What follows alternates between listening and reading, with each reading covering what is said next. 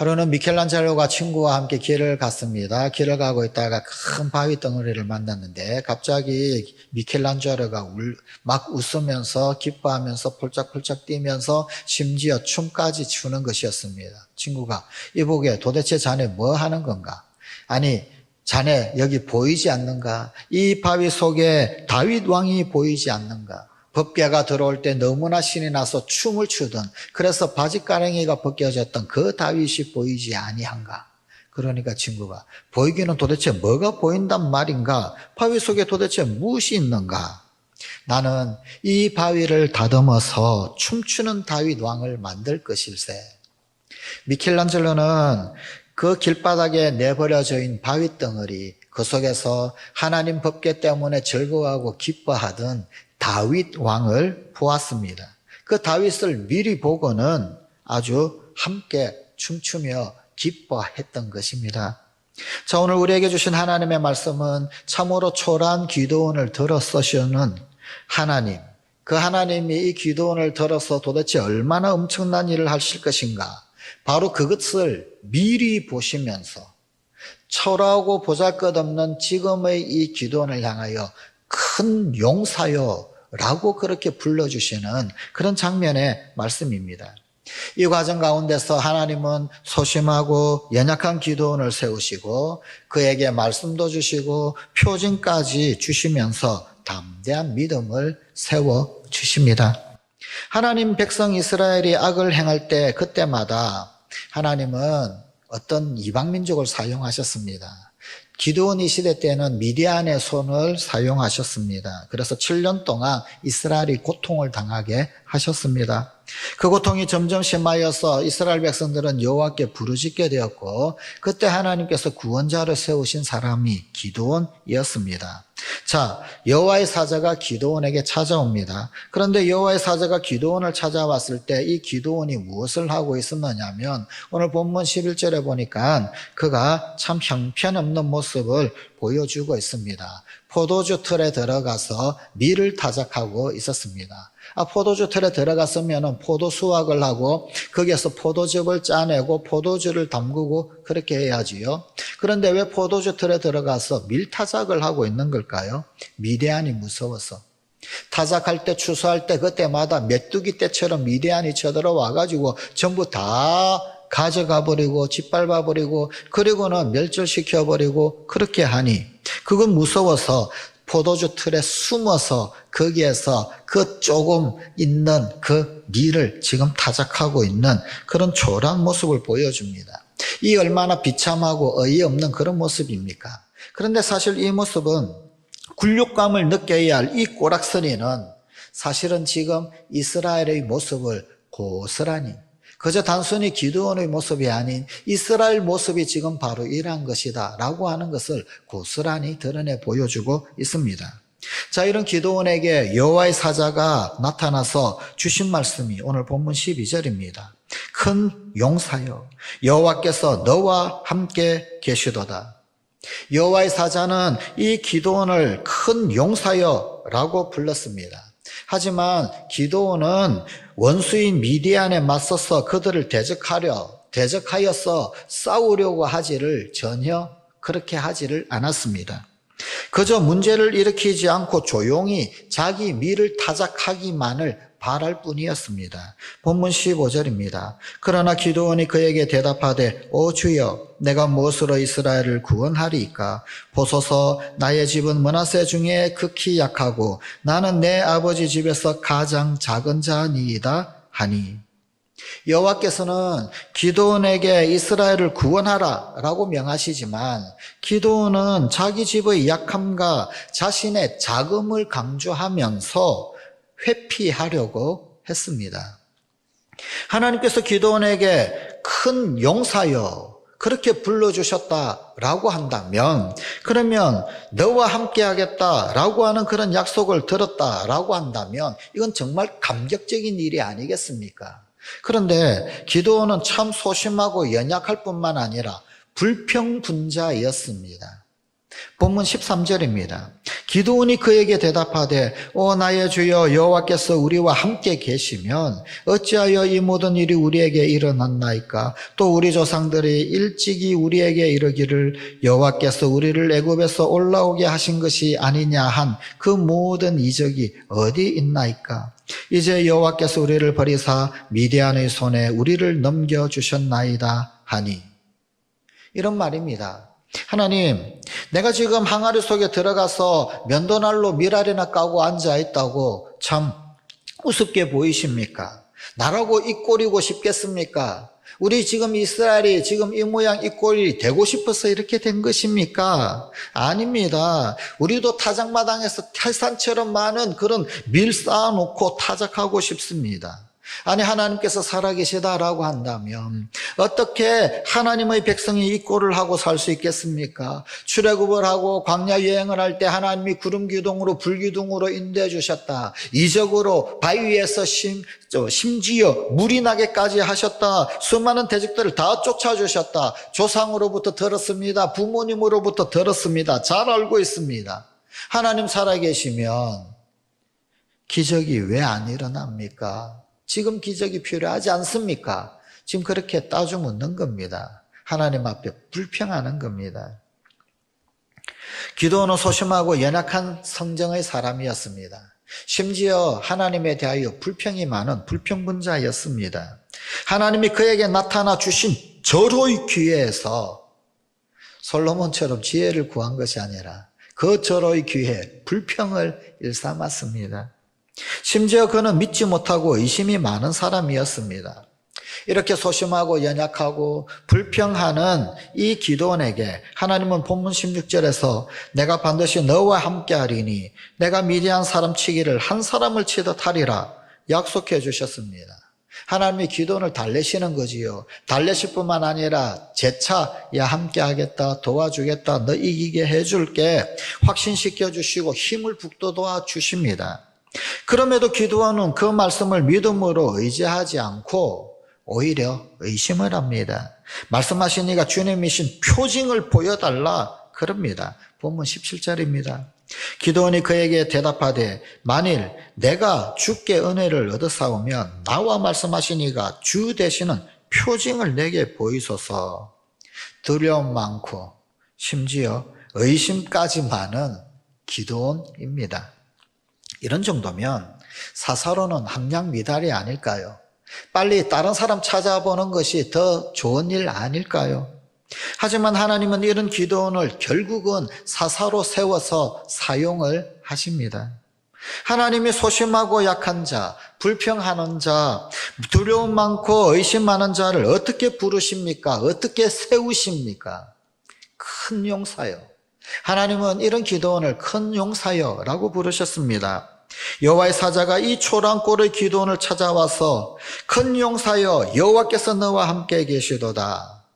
기뻐해 하일. 큰 용사여. 사실 이런 말입니다. 능력 많은 용사여. 능한 용사여. 잘할 수 있는 용사여. 이런 뜻입니다. 어찌 보면 놀리는 말 같습니다. 사실 그러하지 않습니까? 지금 기드온 꼴이 어떻습니까? 포도주 틀에 들어가 가지고 밀타작하고 있는 이 꼴이 얼마나 우스꽝스러운 꼴입니까? 그런데 그런 사람에게 와가지고 능력 많은 사람아, 큰 용사야, 이거 어떻게 알아들어야 하나요? 비꼬는 말로 들릴 수밖에 없지 않겠습니까? 그러나 하나님께서 기드온을 약오르라고 이렇게 부르신 것이 아닙니다. 가장 초라한 모습을 하고 있는 그때 하나님께서는 당신의 백성들에게 가장 영광스러운 이름을 불러주십니다. 가장 영광스러운 이름으로 그를 불러내신 것입니다. 큰 용사로 일으키시겠다는 겁니다. 기드온에게 타고난 용사 기질이 있어서 이렇게 부르신 것이 아닙니다. 하나님이 큰 용사로 쓰시겠다 약속하신 하나님의 의지입니다. 이런 자를 들어서 큰일 이루시겠다라는 것입니다.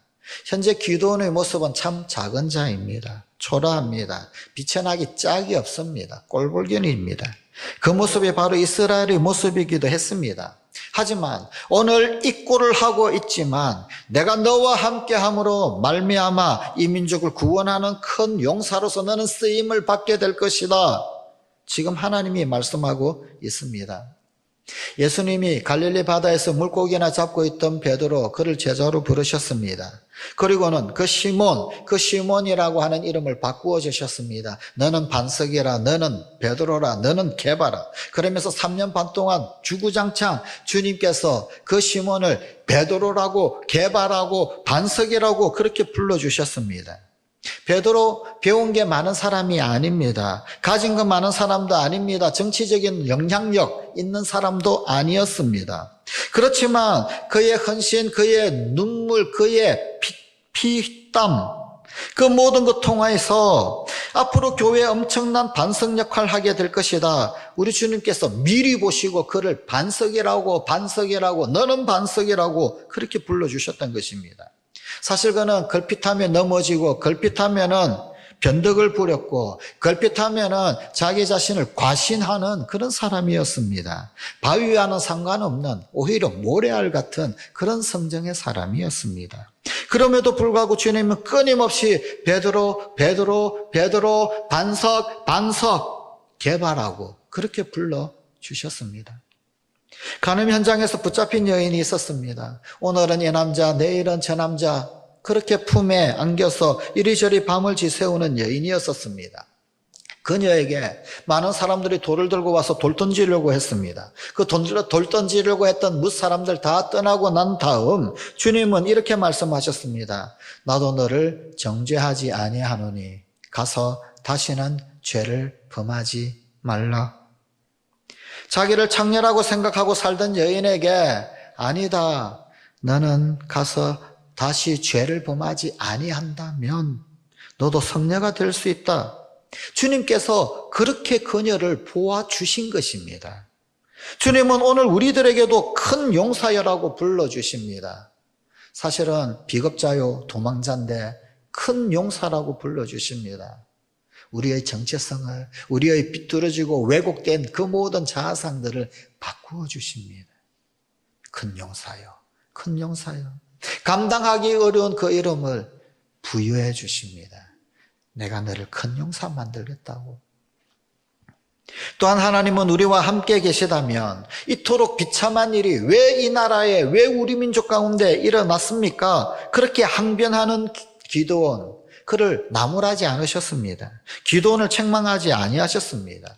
오히려 하나님은 이 기드온의 항변에 아랑곳하지 아니하고 말씀하십니다. 본문 14절입니다. 너는 가서 이 너희의 힘으로 이스라엘을 미디안의 손에서 구원하라. 내가 너를 보낸 것이 아니냐. 이 너희의 힘으로 미디안을 무찌르는 그 일을, 저 고통 가운데 있는 저 백성을 이렇게 세워서 구원하는 일, 그거 네가 해라. 네가 해라. 제게 그런 힘이 어디 있습니까? 내가 너와 함께 하는 것 아니냐. 내가 너를 보내는 거야. 내 힘이 무엇냐고. 하나님과 함께 하는 것, 그것보다 더 큰 힘이 어디 있느냐. 임마누엘, 그것보다도 더 큰 능력이 어디 있느냐. 그것보다 더 큰 무슨 힘이 필요하느냐.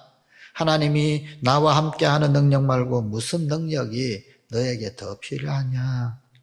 이적이 어디 있느냐고. 내가 너와 함께 하는 것, 그것이다. 그것이 능력이다. 그것이 힘이다. 그것이 이적이다.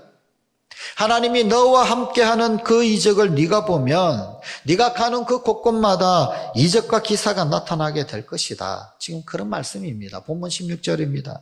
내가 반드시 너와 함께하리니 내가 미디안 사람 치기를 한 사람을 치듯 하리라. 미디안은 얼마나 거대한 군대인데, 그런데 한 사람 치듯 하게 하겠다. 이게 하나님 능력이고 이적 아닙니까? 하나님은 끊임없이 기드온에게 격려하십니다. 그리고 끊임없이 함께 하겠다 약속을 주십니다. 그러면서 진짜 큰 용사로 길러내셨습니다. 심지어 의심 많은 기드온, 그래서 표징 보여달라고, 표징 보여주지 아니하면 가지 않겠다고, 그런 기드온에게 하나님 어떻게 하십니까?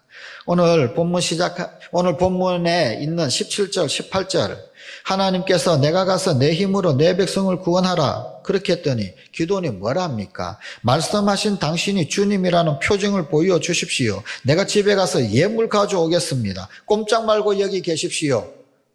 그런데 예물은 도대체 언제 어떻게 준비를 한 것이었을까요? 그래, 네가 올 때까지 내가 기다려마. 꼼짝하지 않고 여기 있겠다. 여기 이 여호와의 사자께서 천군 천사를 거느리고 날개를 펴고 그렇게 서 있는 것 아닙니다. 그냥 사람의 모습, 신인 동형이라고 그러는데 그저 사람의 모습, 인간의 모습으로 그렇게 기도원 앞에 나타나 있습니다. 그런데 기도원이 예물을 준비를 했다. 이 육신을 입은 사람의 모습으로 기도원을 만나고 있습니다. 그런데 기도원이 예물을 준비한 것, 이것은 사실은 이미 어쩌면 하나님께 응답한 것이었고, 그리고 또 일종의 신앙 고백이었고 일종의 헌신의 결단이었습니다. 그때가 어떤 때라고 성경은 이야기하고 있습니까? 참 기근에 허덕이는 그런 때입니다. 조금 파종할 만하면 미디안 군대 와서 메뚜기 채 때처럼 싹 썰어가 버리고, 조금 그 남은 거 추수하려 치면 또다시 낙타 타고 쭉 쳐들어와 가지고 아예 멸절시켜 버리고, 오죽하면 포도주 틀에 그렇게 쭈그리고 숨어서 밀가 부르고 있었겠습니까? 그런 때. 그런 때 도대체 이런 예물, 이런 재물 도대체 어디에서 갔을까요? 이 기드온이 그 흉년, 그 먹을 것 없는 그때 염소 새끼 한 마리를 잡았습니다. 큰 소쿠리에 고기를 가득히 담습니다. 가루 한 에바를 가져왔습니다. 무교전병, 누룩 없는 떡을 만들어 가져옵니다. 국을 양푼에 담아다 옵니다. 어쩌면 자기 집에 있는 모든 것 딸딸딸 끓여서 가져왔는지도 모르겠습니다. 이때쯤 기드온이 뭔가 눈치챈 게 있는 것 같습니다. 정말 하나님이라면, 정말 여호와께서 보내신 사자라면 어쩌면 마지막 희망을 걸고 그는 자기 집에서 모든 것을 딸딸 끓여서 제물로 가져온 것이 아닐까요?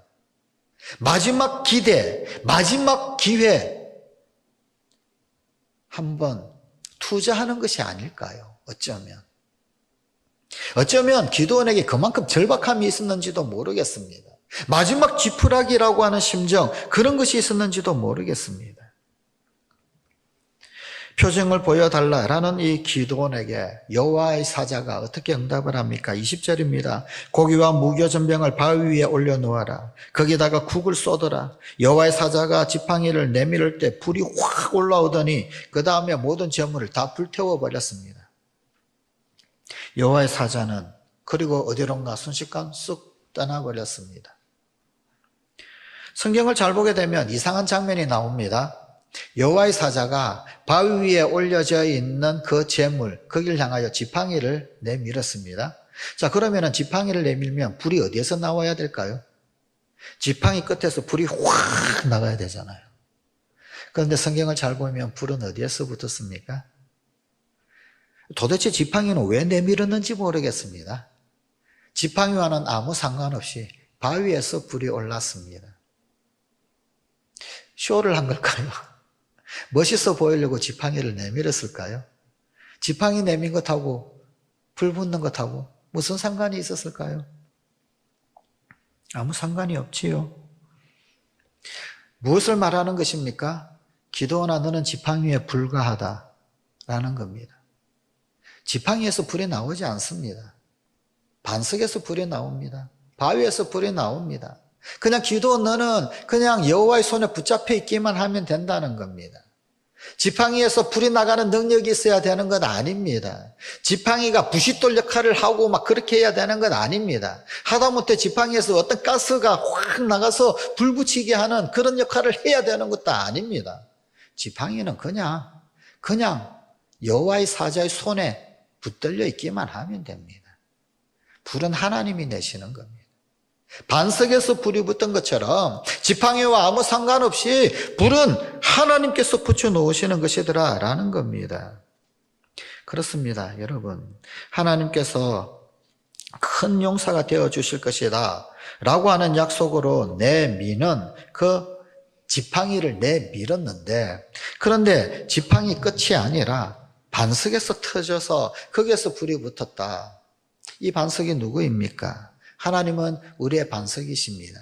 예수님이 우리의 반석이십니다. 그리스도가 우리의 반석이 되십니다. 광야 목마른 백성들 위해서 반석에서 물이 쏟아졌습니다. 기도원의 그 반석에서는 불이 쏟아졌습니다. 오늘도 목마른 우리네 영혼들 그들 위하여서 반석 대신 예수님께서 생수를 쏟아 주실 것입니다. 지팡이가 능력 있는 것 아니고요. 반석 대신 주님, 나의 반석이신 하나님, 우리의 반석이신 우리 주 예수 그리스도, 그분이 하십니다. 나는 다만 그분 손에 들려 있기만 하면 됩니다. 이 불은 기도원의 모든 죄를 다 태우는 불이었습니다. 허물과 상처를 녹이는 불이었습니다. 그의 의심 많음, 그의 불평, 그리고 그의 나태, 그의 타락, 그의 게으름을 모두 태워버리는 그런 불이 되었습니다. 하나님께서 그의 제물을 받으셨습니다. 하나님의 불, 하나님의 임재, 하나님의 응답을 불로서 경험하게 되었습니다. 그리고 그때 기도원이 하는 말이 22절에 기록되어 있습니다. 슬프도소이다 주 여호와여, 내가 여호와의 사자를 대면하여 보았나이다. 여호와의 사자를 대면하여 보았는데 왜 슬플까요? 여호와의 사자를 만나면 죽거든요. 구약시대의 사람은 하나님을 만나면, 여호와를 만나면 죽었습니다. 자, 그래서 두려운 겁니다. 그래서 슬픈 겁니다. 나 이제 죽었다. 자, 그때 하나님께서 뭐라고 하십니까? 23절. 너는 안심하라. 두려워하지 말라. 죽지 아니하리라. 괜찮아. 너 안 죽어. 자, 그러면서 놀라운 말씀이 주어집니다. 24절입니다. 기도원이 여호와를 위하여 거기서 제단을 쌓고 그것을 여호와 살롬이라. 평강의 여호와라. 그렇게 불렀습니다. 여호와 살롬. 평강의 여호와. 살롬, 평강이라고 하는 말이지요. 공동번역은 여기 뭐라고 이 부분을 번역하느냐 하면 여호와 살롬을 안심시키는 여호와, 그렇게 번역하고 있습니다. 여러분, 보통 우리가 살롬 그러면은 어떤 생각을 합니까? 평강이라고 이해를 합니다. 그죠? 평안한 것, 평강인 것, 신학적으로는 전쟁이 없는 상태, 그렇게 이야기합니다. 그런데 이 살롬이라고 하는 말이 성경에 언제 어떻게 쓰였습니까? 하나님을 만나서 죽어야 될 사람이 죽지 않을 때, 죽어야 할 사람이 죽지 않을 때, 그게 살롬입니다. 그게 진정한 평강입니다. 여호와 살롬의 평강은, 하나님은 도대체 어떤 분이시냐? 죽어야 되는 상황 속에서도 멀쩡히 내가 살아있는 그것, 그게 평강이었습니다. 하나님은 용서하시는 하나님이요 자비하시는 하나님입니다. 긍휼이 풍성하신 하나님입니다. 사람이 마땅히 하나님 만나면, 하나님을 대면하면 죽어야 합니다. 그러나 죽이지 아니하시는 하나님, 오히려 살리시는 하나님, 아니 정말 초라하고 꼴이 많이 아닌 형편없는 이 기도원을 사사로 세우시는 하나님, 그분이 여호와 살롬, 평강의 하나님입니다. 우리가 기도할 때 응답받는데 평강이 오면 응답이다, 마음이 평안해지면 살롬이다, 그런 생각 많이 합니다. 하지만 살롬은 죽어야 하는데 죽지 않은 것, 거기에서 나온 말이 이 살롬이라는 말입니다. 원래 살롬이라고 하는 말, 그런 뜻이 있습니다. 있어야 할 것이 제자리에 있는 것. 살롬은 있어야 할 것이 있고 없어야 할 것은 없는 것을 말합니다. 사실 지금 이 기도원은 정말 있어야 할 자리에, 제자리에 있게 된 것입니다. 그가 있어야 할 곳은 포도주 틀 속이 아니었습니다. 그 속에 숨어서 밀이나 까부르고 있는 그것이 그가 정말 있어야 할 곳이 아니었습니다. 그가 있어야 할 곳은 하나님 앞이었습니다. 그가 있어야 할 곳은 반석에서 불을 내시는 그 현장이었습니다. 그가 있어야 할 곳은 하나님께서 너를 쓰시겠다라고 하는 부르는 그 자리였습니다. 그가 있어야 할 곳은 미디안 손에서 이스라엘 민족을 구원하는 그 일, 그 자리, 거기에 있어야 할 것이었습니다. 지금 이 여호와 살롬은 기도원으로 하여금 있어야 할 자리에 제자리에 있도록 하시는 것입니다. 오늘 우리도 마찬가지입니다. 우리가 언제 평강을 누릴 수 있을까요? 우리가 언제 살롬을 누릴 수 있을까요? 내가 있어야 할 그 자리에 있을 때, 그때 살롬입니다. 아무것도 안 하면 살롬일까요? 미대한 쳐들어오지 아니하고 미대한의 눈을 피하여서 포도주 틀에 잘 숨어 있으면 그때 살롬일까요? 아니요.